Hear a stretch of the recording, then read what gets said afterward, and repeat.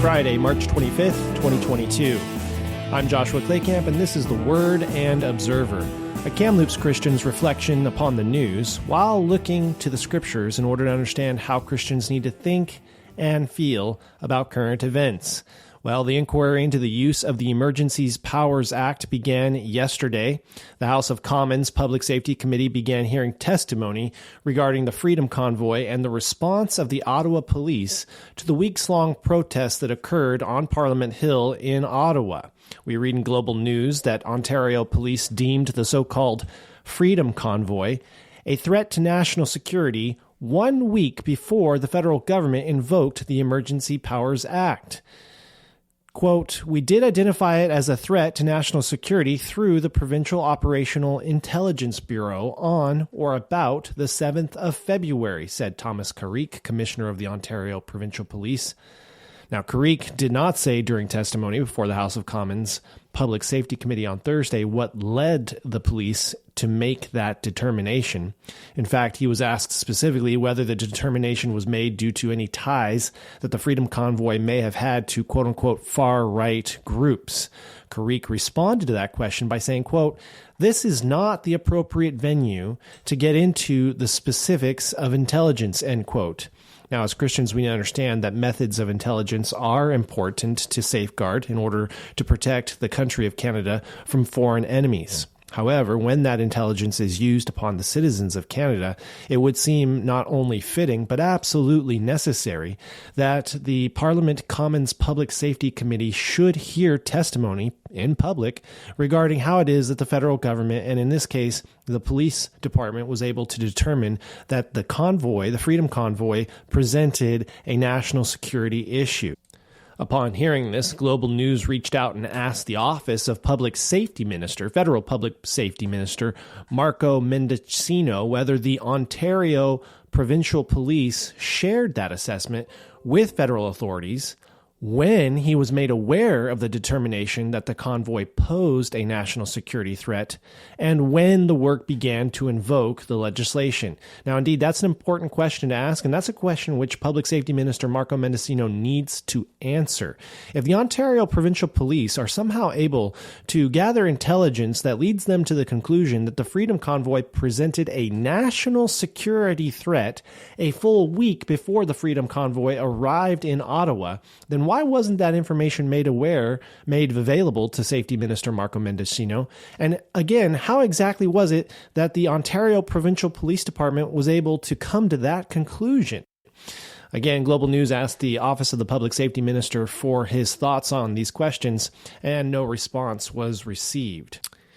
In the aftermath of the Freedom Convoy, Stephen Bell, interim chief of the Ottawa Police Service, said there have been 230 arrests so far, with 118 people criminally charged with more than 400 criminal counts to date. In questioning about that initial response, the response of the Ontario Police Department to this blockade, the Ottawa Police Department to this blockade, Bell pointed to the information that police had at the time. Quote, "The original intelligence that we had a much smaller footprint of the people I would call motivated to stay for a much longer period of time," he said. In other words, what Bell is concluding is that when the decision was made to respond in a more lenient manner to the Freedom Convoy and to those individuals who were protesting on Parliament Hill, the determination to respond the way that the police did was made out of a misunderstanding of how many individuals would be determined to stay for a long period of time. He also pushed back against questions from the committee suggesting that police could have acted sooner to clear out the convoy because of the fact that in other places around the country, they were able to remove blockades at sites like the Ambassador Bridge between Ontario and Michigan without implementing the Emergencies Act. Now, Bell responded to that by saying, quote, "I would debate the definition of similar," Okay, border protests in an unresidential area are considerably different than an occupation of what amassed to roughly 20 square blocks in the center of a major municipality within the country in front of Parliament, Bell told the committee. The characterization of the other three demonstrations and where they were situated, along with the scope and scale, I don't think is comparable to what happened here in the streets of Ottawa, Bell told the committee. We learn additionally from the Globe and Mail that from a policing perspective, Bell said that the legislation, the Emergencies Act legislation, provided police in Ottawa the ability to prevent people from participating in the protest, to restrict people from traveling to any area where the demonstration was taking place, and to secure protected places and critical infrastructure. In addition, it allowed officers to create and maintain a secure area and remove people from it. Interim Chief Bell also said that the act helped officers go after the funding of the protest and required third parties to assist officers in removing heavy vehicles that were clogging the streets. Now, as Christians, we need to step back and we need to ask the question, was the implementation of this broad and sweeping power in invoking the Emergency Powers Act necessary? Was it necessary? If we believe it was necessary, are we correct in thinking this, or are we making this determination possibly from a place of bias and blindness? In Jeremiah chapter 17, verses 9 to 10, we read that the heart is deceitful above all things and desperately sick. Who can understand it? Now, of course, the Lord goes on to tell us that He, the Lord, searches the heart and tests the mind to give to every man according to his ways and according to the fruit of his deeds. Whatever our thoughts are regarding the invocation of the Emergency Powers Act and Prime Minister Justin Trudeau's efforts to seize the personal financial assets, among other things, of protesters in an attempt to remove them from the downtown core of Ottawa, whatever we might think about these things, we need to at least be willing to wrestle with the possibility that we are blind and narrow in the way that we're perceiving these actions. It may be that we come from a political stripe that regards the Liberal Party as the rightful and best party to govern Canada, and therefore we might be inclined to regard favorably the actions of Prime Minister Justin Trudeau. Other Christians might believe that the Conservative Party is the best party to govern Canada, and as a result, from a political bias, they may look at the actions of Prime Minister Justin Trudeau and they would see these actions through a negative political lens and correctly conclude that his actions were a step too far.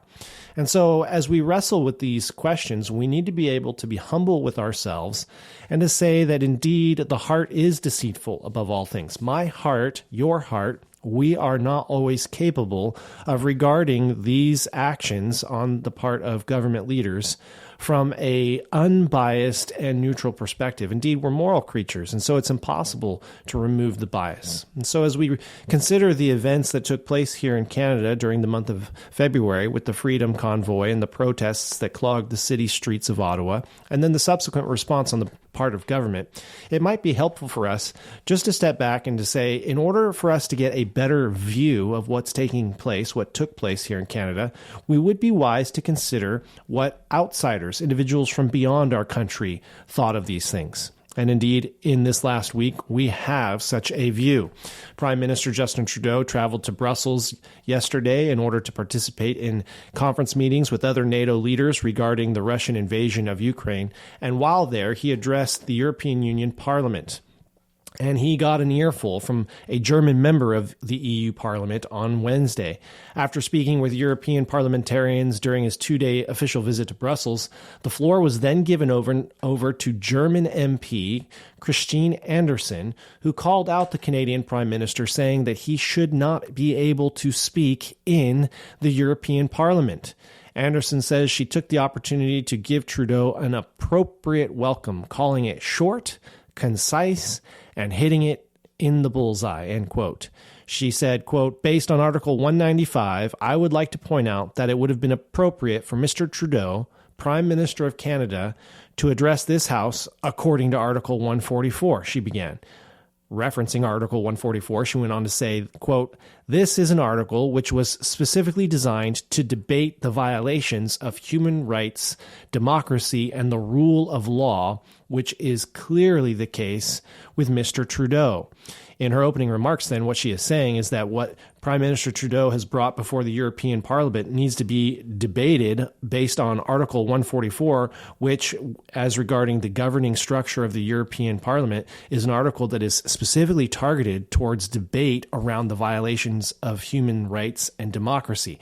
In effect, what she is saying is that Prime Minister Justin Trudeau, although he is present to speak regarding the Russian invasion of Ukraine, what she is saying is that even though he's there to speak about the Russian invasion, what they really need to be talking about is Prime Minister Trudeau's breach of democracy in Canada. That is a stunning rebuke. Anderson accused Trudeau of openly admiring the Chinese dictatorship, and she called out Prime Minister Justin Trudeau for trampling on, quote, "the fundamental rights by persecuting and criminalizing his own citizens as terrorists just because they dare to stand up to his perverted concept of democracy," end quote. Now, that is a stunning assessment from an individual from Germany, someone who is not even directly connected to events that are happening here in Canada. And she wasn't the only one. If this were a singular member of the European Parliament, I would be more inclined to dismiss it as some sort of a political stunt. But she wasn't the only one. There were others as well. Croatian MP Mislav Kolakusic also called out Prime Minister Justin Trudeau for, again, violating the civil rights of Canadians who participated in the Freedom Convoy protests. During his own speech to fellow EU parliamentarians, Kolakusic told Trudeau that his actions in enacting the Emergencies Act were, quote, "dictatorship of the worst kind," end quote. In the midst of all of this mudslinging that is taking place on the floor of the European Parliament, Trudeau sat and listened. He was there. He heard these comments. And when there is footage of Trudeau sitting in the European Parliament, as Kolakusic goes on to say that he watched, along with many other Europeans, as Trudeau, quote, "trampled women with horses," end quote, and blocked, quote, "the bank accounts of single parents," end quote. Romanian MP Christian Terhes also refused to attend Trudeau's speech to other EU members, tweeting out that PM Trudeau, in recent months, under your quasi-liberal jackboot, Canada has become a symbol of civil rights violations. Wow, incredible. 3 different members of the European Parliament criticizing Prime Minister Justin Trudeau. This is something that is gaining traction within Europe, and indeed it must be uncomfortable for the Prime Minister as he is there attempting to rally support for the freedom of the Ukrainian people. Again, as we consider these events within Canada, we have to be humble with ourselves and say that perhaps we're not able to get a good read on this situation because of how close we are to these events. Indeed, everybody has struggled in the recent months, recent years, over the oppression of COVID-19 restrictions and just the way that it has made life increasingly difficult and more complicated. And of course, everybody has longed for a certain degree of freedom and has been irritated and chafed under these restrictions. And so we see these protests taking place in Ottawa, and some part of us might be inclined to think that these protests are a good thing. Others of us may have celebrated and welcomed the interventions of the federal government, being more afraid of COVID-19, thinking that this is a disease that is truly a killer. And we may have regarded the events in Ottawa as puzzling, confusing, unnecessary, and welcomed the intervention of Prime Minister Justin Trudeau and the Liberal Party. But I think that for our purposes today, not being capable of really sorting out our own heart and knowing whether or not we're regarding these events from a biased perspective, it is indeed helpful to look to, say, the European Parliament, which right now is struggling with the invasion of Ukraine by Russia, and right now is debating measures and looking at ways that the European Union as a whole can support Ukraine against the the brutal and violent invasion of a Russian dictator, and in the midst of that takes time, while facing down the specter of a very real, very violent war being waged at the hands of a very real and very violent dictator, this European Parliament takes the time in the face of the juggernaut of Vladimir Putin to turn around and criticize Prime Minister Justin Trudeau.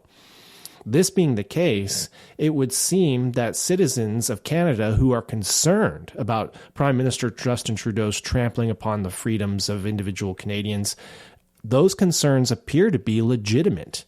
Indeed, the media here in Canada has, in recent weeks, criticized individuals who were criticizing Justin Trudeau, saying, "You have no idea what real tyranny looks like. You're exaggerating. This is all a matter of hyperbole, and it's being stated from a place of political bias." Now, we are not sure whether that is true or not, because we're not able to really know our own hearts. However, when we look to the Europeans who are facing down a real dictator, a real tyrant, they are not shy in accusing our own prime minister of being a dictator and a tyrant. This should give us pause as Canadians. Indeed, as we look at the Canadian Charter of Rights and Freedoms, these freedoms that we are talking about are espoused in the very second paragraph under the heading Fundamental Freedoms. That is, the framers of the Canadian Charter of Rights and Freedoms believe this to be essential to the character and the nature of Canada. The fundamental freedoms read, quote, "Everyone has the following fundamental freedoms: freedom of conscience and religion, freedom of thought, belief, opinion, and expression, including freedom of the press and other media of communication, freedom of peaceful assembly, and freedom of association." When we say freedom of peaceful assembly, it is not possible for us to fully understand what the framers meant by that unless we look south of the border to our American friends and what they meant by that in their Bill of Rights. Recall that the American Constitution, upon its adoption, was immediately amended with 10 amendments that were known as the Bill of Rights. And the very first amendment reads as follows: "Congress shall make no law respecting an establishment of religion or prohibiting the free exercise thereof, or abridging the freedom of speech or of the press, or of the right of the people peaceably to assemble and to petition the government for a redress of grievances." As the Canadian Charter of Rights reads, they are trying to protect the freedom of peaceful assembly. Why is the freedom of peaceful assembly necessary? They're taking their cues from the American Constitution, and specifically the First Amendment, the first item of the Bill of Rights, which says that people need the freedom to peacefully assemble in order to petition the government for a redress of grievances. In other words, the reason that the freedom to assemble is protected is because the framers of the Constitution, and by extension the framers of the Canadian Charter of Rights and Freedoms, believe that people need to have the ability to gather together in order to petition the government to redress, as it says in the American Constitution, to redress certain grievances. Therefore, the Freedom Convoy that occupied downtown Ottawa for a number of weeks was doing so lawfully, according to the Canadian Charter of Rights and Freedoms. And indeed, Prime Minister Justin Trudeau trampled over those freedoms by invoking the Emergency Powers Act, which many legal scholars are quite clear was to be invoked only in times of war, only in times in which national security was to be threatened. In these hearings that are being held up on Parliament Hill, it is imperative, therefore, for the police chief and for various ministers of government to make it clear to the Canadian people how it was that intelligence gathering services were turned against Canadian citizens and used to understand their motives and their intentions, and then came to the conclusion that these Canadian citizens were in fact seeking to undermine national security, the Canadian national security. They have to justify this in terms of understanding why these powers were invoked in order to take away freedom from the Canadian people. And this is absolutely crucial for us as Americans. What does the Bible really say about freedom and individual liberty? What does the Bible have to say about whether or not we as Christians should celebrate and should cherish freedom? As we look at the scriptures, we understand that liberty in a nation is of the utmost importance because it allows people to have freedom to choose to obey or disobey God and to serve him or not to serve him according to their own best judgment. The Bible consistently places a high value on individual freedom and responsibility to choose one's own actions. Beginning from the origin of the human race when he put Adam and Eve in the Garden of Eden, God gave people the freedom of choice. This freedom to choose is one of the highest manifestations of excellence within human beings, individuals created in the image of God, and it is one of the ways in which mankind is more like God than any other animals or any other plants or anything else that God has made. Several arguments from the Bible support the idea that governments should protect human liberty. The first consideration is the fact that slavery and oppression are always viewed negatively in Scripture, while freedom is viewed positively.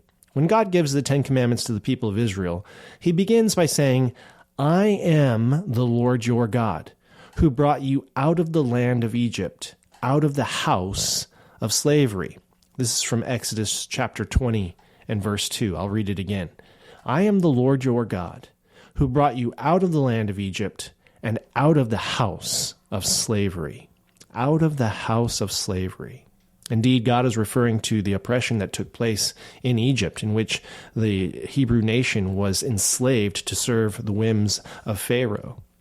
When the people of Israel turned against the Lord, he gave them over into the hands of their oppressors, who enslaved them and took away their freedom. We read about this in Deuteronomy chapter 28. We read about it time and again in the book of Judges. And we can conclude, unequivocally from the scriptures that the loss of freedom in the Bible was to be understood as a judgment from God, not a blessing. And that is why one blessing promised by the messianic prophecy in Isaiah 61 is that there would be a deliverer who would come and who would free his people from such oppression by their enemies. For he would come, quote, "to proclaim liberty to the captives," Isaiah 61 and verse 1. Individual liberty is also prized, for although people in Israel would sometimes sell themselves into slavery as a solution to severe poverty and destitution, the year of Jubilee would come around once every 50 years in order to set free those who had thus been enslaved, as we read in Leviticus chapter 25. "And you shall consecrate the 50th year," this is the year of Jubilee, "you shall consecrate the 50th year, and you shall proclaim liberty throughout the land to all of its inhabitants. And it shall be a jubilee for you, when each of you shall return to his own property, and each of you shall return to his own clan."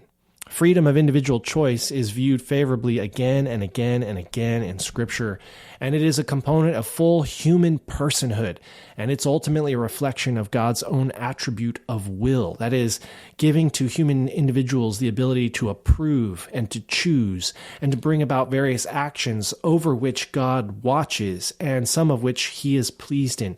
God gives us will and choice that we might please him.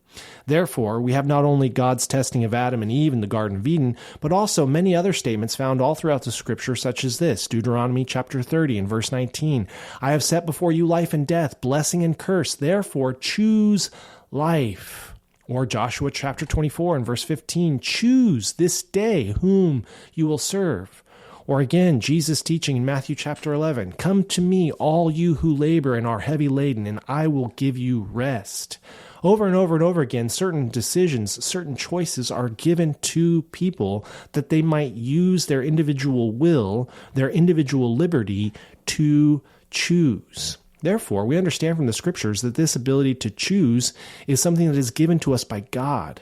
Freedom comes to us, as the writers of the Declaration of Independence said, in the form of inalienable rights, inalienable freedoms. So God is pleased, therefore. We can say this conclusively. God is pleased when governments protect basic human liberties and thereby allow people much freedom to decide how to use their time and their resources according to what they think is best. It's not to say that we will always use our liberty in a way that is honoring to God. Indeed, most of us do not. Nevertheless, God gives us these liberties as he is looking and searching for those who will use their freedom to freely enjoy him. and to delight in him. Such liberty in any nation will lead to an incredible diversity of choices in terms of schooling, occupations, friendships and associations, religious beliefs, charitable activities, the use of money, the use of leisurely time, recreational activities, and I could go on and mention 1,000 other things. But freedom in a society allows people to decide for themselves what they want to do from among the many good uses of their time and their resources. And when people are granted this freedom, many devote their free time to caring for other family members or other members of the community, or helping to coach a children's sport team, or doing volunteer work in a church or on a mission trip, or helping a relief agency, or doing volunteer work at a hospital or a school. And I could go on and on and on. But what we find is that when governments protect freedom and do not seek to take away freedom, there is a flourishing of society that inevitably occurs, which God intends. Therefore, as we look at all of these different things, we need to be reminded as Christians that liberty in a nation is of the utmost importance, because it allows people to have the freedom to choose to obey or disobey God. And for Christians, liberty allows us as believers the freedom to worship and enjoy God. If we are not diligent to advocate for our freedoms, we could lose the luxury of gathering together in our churches, praising the name of God, and enjoying the richness of his blessing. And that would be the greatest loss of all losses. May God always be praised and glorified in his church, and may we always be faithful and alert to seeing that we protect this liberty for ourselves. Thanks for listening to The Word and Observer. You can follow me on Twitter by going to twitter.com/Joshua Claycamp. For more information on First Baptist Church of Kamloops, go to firstbaptistkamloops.org, or for more information on First Baptist Classical Academy, where we are currently enrolling kids for the next school year, please just go to firstbaptistclassical.org. I hope you have a great weekend, and I'll see you again on Monday for more of The Word and Observer.